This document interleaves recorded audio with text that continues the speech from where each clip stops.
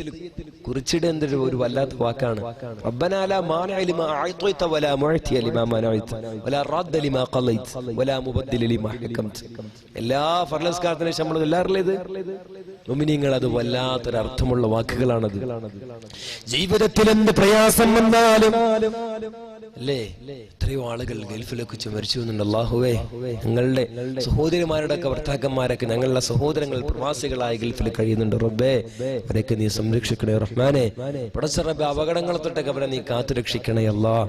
അപ്പോ ജീവിതത്തിൽ എന്ത് പ്രയാസം വന്നാലും അത് അല്ലാഹു തന്നതാണെന്നുള്ള ബോധമുണ്ടാകണം. നമ്മളാണെങ്കിലോ എന്തെങ്കിലും ഒരു ബുദ്ധിമുട്ട് കടന്നു വന്നാൽ, മലയാളിക്കാണ് അസുഖം കൂടുതൽ. ഒരു ഇംഗ്ലീഷുകാരനോട്ട് ഹവാറിയെന്ന് വെച്ചാൽ ഐ ആം ഫൈൻ അല്ലേ. ഒരു ഹിന്ദിക്കാരനുടെ കൈസ അച്ഛ ബഹുത്ത് അച്ഛ എന്ന് പറയും. മലയാളി എന്താചാര്യ സുഖല്ലേ, സുഖ, ഇങ്ങനെയൊക്കെ ഒരു എന്താ മനുഷ്യന്മാരെ നമ്മൾ ആലോചിക്കും. അള്ളാഹു തന്ന അനുഗ്രഹത്തിന് വല്ല വില നമ്മൾ കൽപ്പിക്കുന്നുണ്ടോ? എന്താ ഇപ്പൊ മൂപ്പരിക്ക് ഇപ്പോ കുറച്ച് 500,000 നോട്ട് മാറാൻ പറ്റിയില്ല, അതായിരിക്കും മൂപ്പരിക്ക് സങ്കടം. അങ്ങനെയാണല്ലോ മനുഷ്യന്മാര്. നോക്കൂ നിങ്ങൾ, മഹാനായ നബിയനാ കലീമുല്ലാഹി മൂസ അലൈഹിസ്സലാത്തു വസ്സലാം ഒരു വിജനമായ പ്രദേശത്തുകൂടെ നടന്നു പോകുമ്പോ സുബ്ഹാനല്ലാഹ് ഒരു മാംസകഷ്ണം കാണുകയാണ്. ഞാനങ്ങനെ പറയാ കാരണം, പ്രിയമുള്ളവരെ, ആ മനുഷ്യന്റെ അടുക്കലേക്ക് അവിടെ ചെല്ലുമ്പോൾ ഒരു മാംസപിണ്ഡം കാണുകയാണ്.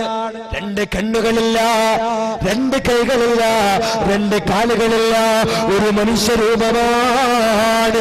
ആ മനുഷ്യന്റെ ശരീരത്തിൽ ഉള്ള അവയവങ്ങളിൽ മാരകമായ രോഗം ബാധിച്ചുകൊണ്ട് ആ മനുഷ്യന്റെ ശരീരത്തിന്റെ അവയവങ്ങളിൽ നിന്ന് പുഴുക്കൾ ഇങ്ങനെ പുറത്തേക്ക് ചാടുകയാണ്.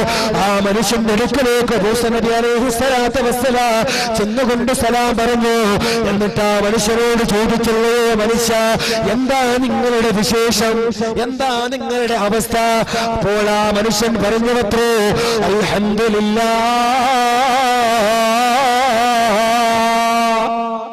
സുബ്ഹാനല്ലാഹ്. അല്ലേ, നമ്മളടുത്ത് ഒരു എല്ലാ അനുഗ്രഹം പടച്ച എന്തെങ്കിലും ഒരു ബുദ്ധിമുട്ട്, ഇന്നലെ കുറച്ച് കച്ചവടം മോശമായിരുന്നു, അല്ലെങ്കിൽ വേറെ എന്തെങ്കിലും ചെറിയൊരു ബുദ്ധിമുട്ട് വന്നു കഴിഞ്ഞാൽ നമ്മൾ പടച്ചോനെ കുറ്റം പറയാൻ നമുക്കിത് ക്ഷമിക്കാൻ കഴിയില്ലല്ലോ അല്ലെ. ഇമാം ഗസാലി റളിയല്ലാഹു അൻഹു തങ്ങള് പറയുന്നുണ്ട് പരിശുദ്ധമായ യഹ്യയിൽ, ഒരാൾ അല്ലാഹുവിനോടുള്ള ഇഷ്ടത്തെ അവൻ പറയുകയും അതുപോലെ തന്നെ പ്രയാസങ്ങളും ബുദ്ധിമുട്ടുകളും കടന്നൊരു പടച്ചോനെ എന്നോട് നീ ഇത് കാണിച്ചല്ലോ അല്ലാ, ഞാൻ എല്ലാ ജമാഅത്തിനും കൃത്യമായി പള്ളിയിൽ പോയി നിസ്കരിച്ച് അമല് ചെയ്ത് കഴിയുന്ന എന്റെ കച്ചവടം നീ ഇങ്ങനെ പൊളിച്ചല്ലോ പടച്ചോനെ, എന്നോട് ഇത് വേണ്ടായിരുന്നു. നമ്മൾ നാവ് കൊണ്ട് പറഞ്ഞില്ലെങ്കിലും മുഅ്മിനീങ്ങളെ നമ്മുടെ ഹൃദയം കൊണ്ട് നമ്മൾ ചിന്തിക്കാറില്ലേ? അവനെ കുറിച്ച് ഇമാം ഗസാലി തങ്ങൾ പറയുന്ന വാക്കെന്നറിയോ? അവൻ പച്ചക്കള്ളനാണെന്ന് മഹാനായ സയ്യിദുനാ അബൂ ഹാമിദ് അൽ ഗസാലി റളിയല്ലാഹു അൻഹു. നോക്കണം നിങ്ങൾ അല്ലെ, നമ്മുടെ അയൽവാസി ഒരുപക്ഷെ അവൻ പള്ളി ഉണ്ടാവൂല, വാതിരി ഉണ്ടാവൂല, ഒന്നും ഉണ്ടാവൂല, സർവ്വ തോന്നിയവാസം കള്ളുകൂടി എല്ലാ മോശത്തിലുണ്ടാവും. അവന്റെ കുടുംബത്തിൽ ഒരു പ്രയാസമില്ല, അവന്റെ കച്ചവടത്തിന് ഒരു ബുദ്ധിമുട്ടില്ല, അവന്റെ മക്കൾക്കൊരു പ്രയാസമില്ല. പക്ഷെ ഞാനിങ്ങനെ പള്ളി പോയി ഖുർആൻ നിസ്കരിച്ച് സക്കാത്ത് കൊടുത്തി, അതുപോലെ ഇൽമിന്റെ മജ്ലിസിലൊക്കെ പോയിരുന്നു സ്വതക്ക കൊടുത്തിരുന്നു. പഠിച്ചവനെ, എന്നെങ്ങനെ നീ പരീക്ഷയില്ല റബ്ബേ, എന്റെ കുട്ടിക്ക് ഇത് വന്നല്ലോ, എന്റെ കച്ചവടത്തിന് നഷ്ടം വന്നല്ലോ. ഇത് പറയുന്നവൻ കള്ളനാണെന്ന് മഹാനായ ഇമാം ഗസാലി അല്ലാഹു നമ്മളെ കാത്തുരക്ഷിക്കും. നോക്കൂ നിങ്ങൾ മുഅ്മിനീങ്ങളെ, ആ പുഴുവരിച്ചു കിടക്കുന്ന ഒരു മനുഷ്യൻ എന്ന് പോലും പറയപ്പെടാൻ പറ്റാത്ത രീതിയിലുള്ള ആ മാംസകഷ്ണം അയാൾ പറഞ്ഞത് അൽഹംദുലില്ലാഹ്. ഇതാണ് ഒരു മുസ്ലിം. അപ്പൊ ഞാൻ പറഞ്ഞു വന്നത്, ജീവിതത്തിൽ എന്ത് പ്രയാസം വന്നാലും അത് സഹിക്കാൻ കഴിവുള്ള ശരീരം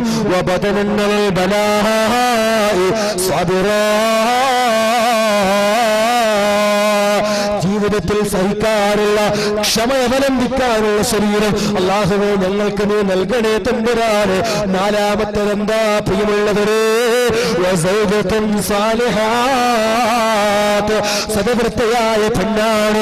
സദവൃത്തയായ പെണ്ണ് ഒരു മനുഷ്യൻ അല്ലാഹു തആല ഈ ഭൂമിലോകത്ത് ഭാര്യയായി നൽകിയിട്ടുണ്ടെങ്കിൽ ഫഖദ് ഊതിയ ഖൈറുദ്ദുനിയാ വൽ ആഖിറ, അല്ലാഹു ദുനിയാവിനെയും ആഖിറത്തിനെയും മുഴുവൻ നന്മകളും അവന് നൽകപ്പെട്ടുവെന്ന് വിശുദ്ധ റസൂൽ മുഹമ്മദ് മുസ്തഫ സല്ലല്ലാഹു അലൈഹി വസല്ലമ തങ്ങളെ പഠിപ്പിക്കുമ്പോ എന്റെ പ്രിയമുള്ള സഹോദരങ്ങളെ, സ്ത്രീകൾ കണ്ണീരിലേക്ക് പോകാനുള്ള കാരണം, നമ്മുടെ സഹോദരിമാർ കണ്ണീര് കുടിക്കാനുള്ള ഒന്നാമത്തെ കാരണം ഞാൻ പറയട്ടെ, കുടുംബജീവിതത്തിലേക്ക് കടന്നു വരുമ്പോ അവർ ദീനീബോധമുള്ളവരാകണം. പെണ്ണ് ദീനീബോധം അത് ഒരു കുടുംബജീവിതത്തിന്റെ അടിസ്ഥാനമാണ്, അടിസ്ഥാന ഘടകമാണ്.